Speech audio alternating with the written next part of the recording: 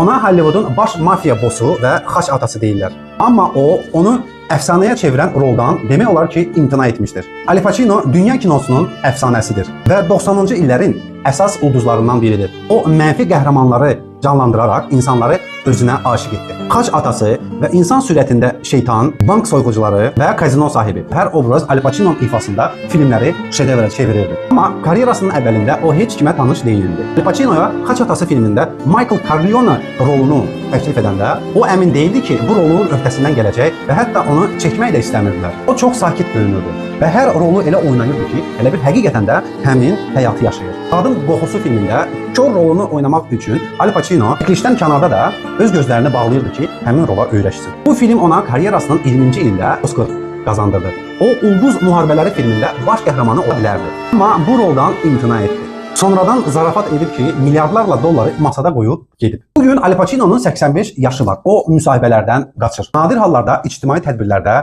görünür. Gözəl həyat sürür. Heç vaxt şöhrətə can atmayıb. Çox sadə insandır və sadəcə öz rolunu oynayıb. Hətta 84 yaşında ata da olub. Siz Al Pacino'nu sevirsiniz. Ən sevdiyiniz film hansıdır? Yazın, müzakirə edək.